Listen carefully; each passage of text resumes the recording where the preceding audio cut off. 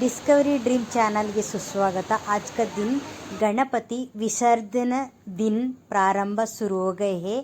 महिला लोग सब लोग आ गए हैं प्रार्थना करने के लिए। सब लोग फोटो खींच लिया। अभी प्रार्थना शुरू करती